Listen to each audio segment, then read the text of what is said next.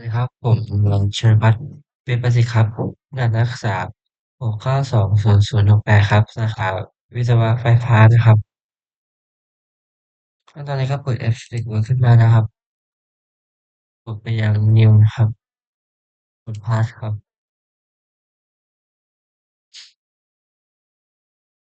โปรแกรม Sketch ครับเลือกเป็น Circle นะครับเลือกเป็น Font Pen ครับเริ่มจากจุด Origin นะครับว่าจุด Origin อยู่ไหนครับ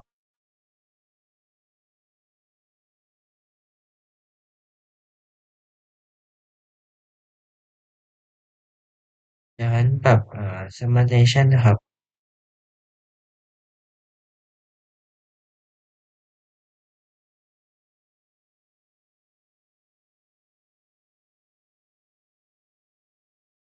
เป็นขนาด100ครับผมวงตรงนี้ปรับเป็นขนาด20นะครับ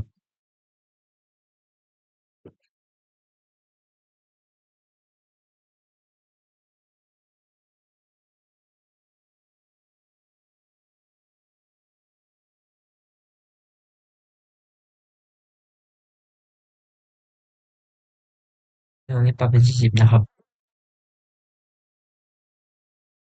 จากนั้นนะครับให้กด ตรงมุมตรงนี้นะครับมันจะเป็นตัวกับเราเล็กกดนะครับกดตรงนี้นะครับกดตรงค้างครับกดตรงนี้ครับเลือกเป็น equal ครับก็ตรงนี้ครับตรงนี้ครับเป็น equal เหมือนเดิมครับแล้วปรับขนาดครับจากมุมตรงนี้ครับถึงจุดคิดขนาด80นะครับ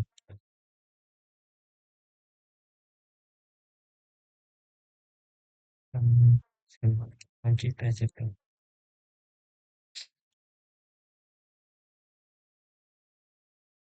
จากนั้นนะครับใส่ตรงนี้ครับ6เหลี่ยมนะครับปรับขนาดเป็น50นะครับ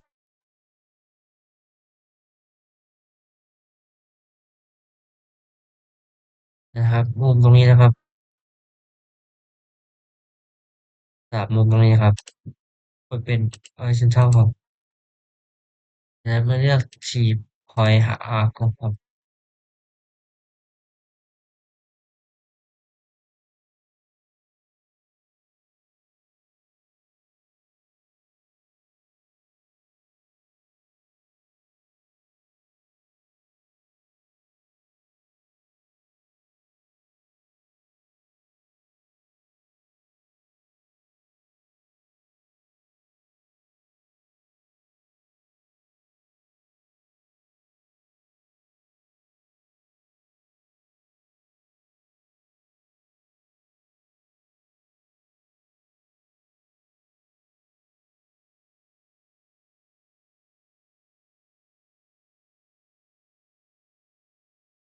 แต่ว่าเนื่องจากกว่าจะนะครับ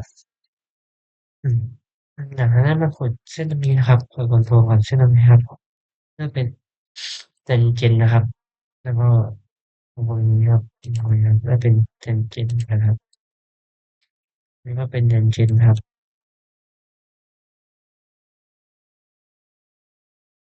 เลือก Tangent แบบนี้นะครับทั้งหมด4เส้นเลยนะครับ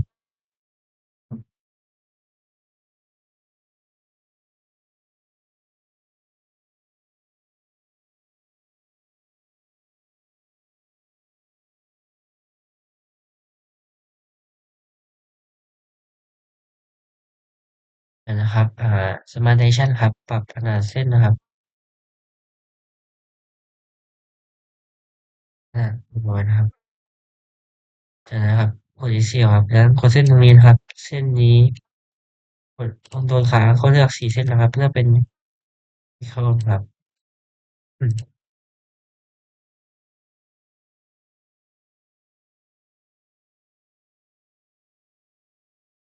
สักครู่หนึ่ง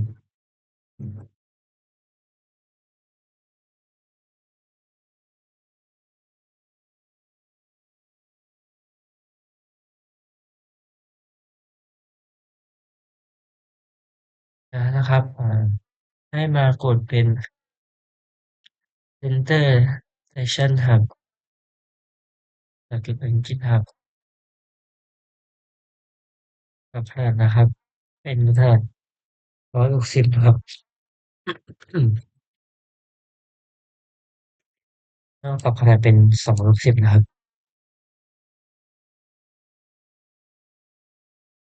จากนั้นนะครับมาเลือกเป็นSketch Fillet นะครับเป็นขนาด30นะครับกดทั้ง4มุมเลยนะครับ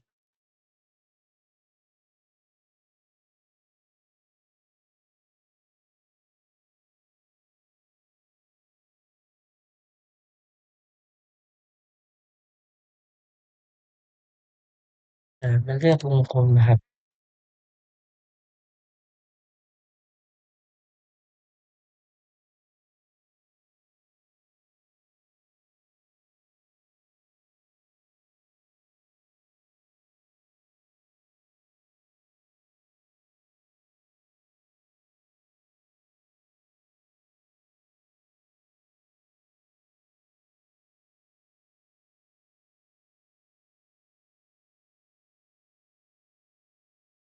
ลากพยายามอย่าให้โดนเส้นครับ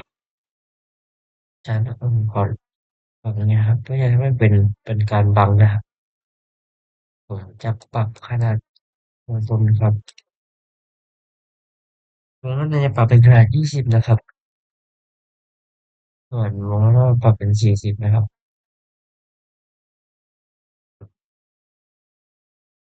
จากนั้นนะครับให้กดตรงวงกลมตรงนี้ครับวงตรงนี้ครับเนี่ยครับก็คือครับกดทั่วก็มาตรงนี้ครับตรงนี้ครับเนี่ยครับตรงนี้ครับก็กดทั่วหมดเลยครับจากนั้นมาเส้นลายนะครับน่าจะเป็น for selection นะครับเลือกเปลือกก็จะเป็นเส้นต่างครับลากมาจากจุดนั้นเนี่ยครับกด ESC ครับจากนั้นมากดเลือกตรงนี้นะครับปรับขนาดเป็น10นะครับแล้วก็ติ๊กครับกดอีกรอบหนึ่งครับกด OK นะครับอืมจากนั้นมากดพิมพ์ตรงนี้นะครับ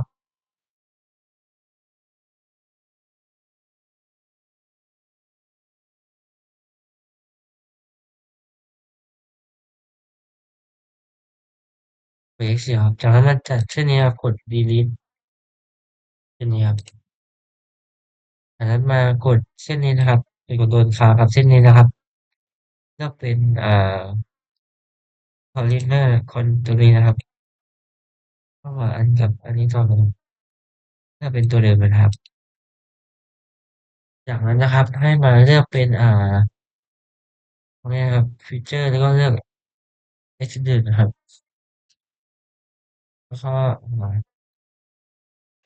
มากดตรงนี้นะครับแล้วกดด้านหลังด้วยนะครับกดที่ถูกครับ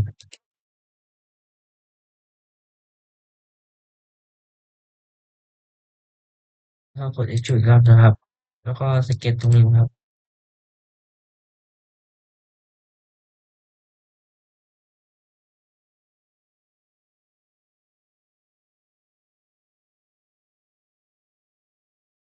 นี่กดเป็นไม้แผ่นนะครับmid แผ่นนะครับก็20ถูกครับนั้นใหม่ extrude ใหม่ครับกดเป็นขนาดเปลี่ยนแบรนด์ก่อนนะครับ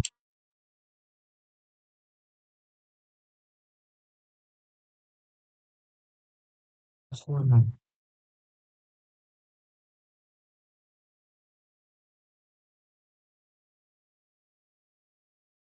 สักครู่นะครับผมลืมเปลี่ยนตรงนี้นะครับขออภัยนะครับลืมตัดเส้นตรงนี้นะครับอ่าตัดเสร็จนะครับขอสักครู่นะขอโทษด้วยนะครับไป extrude เหมือนเดิม extrude เหมือนเดิมก็ extrude ครับแล้วก็กดตรงนี้เป็น10นะครับเหมือนเดิมก็ตรงนี้นะครับ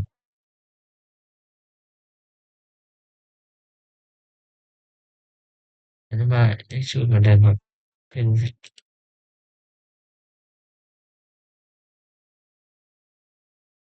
ขนาด20ครับตรงนี้ครับเป็นเหมือนเดิมครับ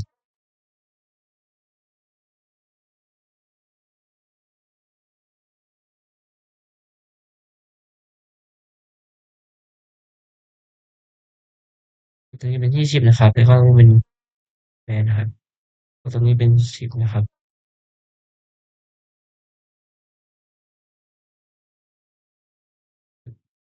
โอ้ยทิชชู่เหมือนเดิมครับสเก็ตครับ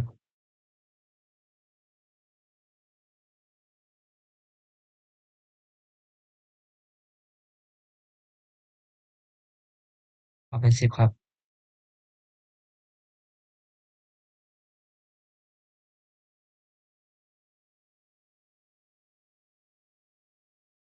เอ็กซ์ตรูดเหมือนเดิมครับ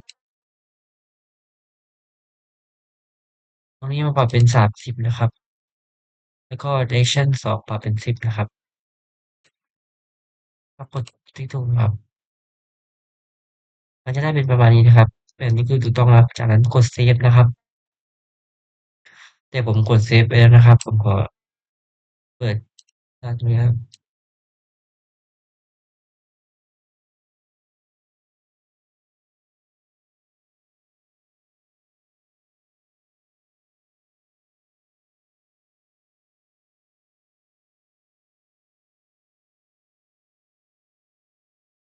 ถ้าเป็น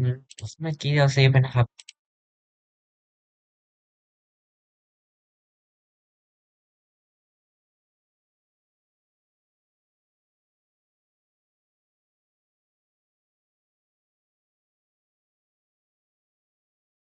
ปรับขนาดก่อนนะครับเป็นประมาณ1:5ครับ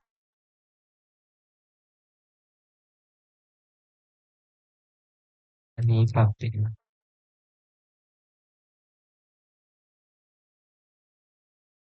2:3นะครับ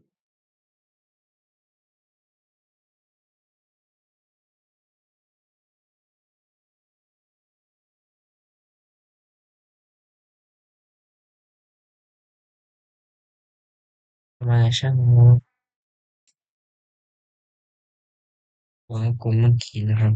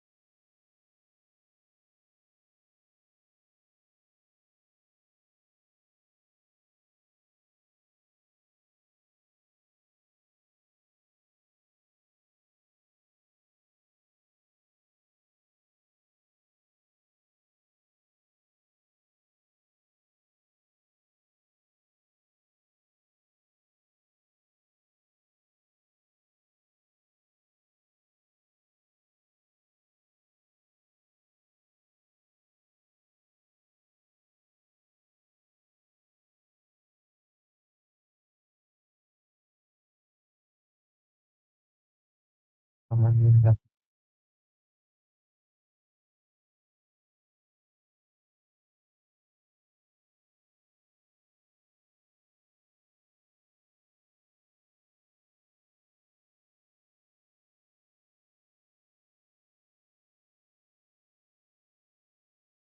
ขออภัยนะครับ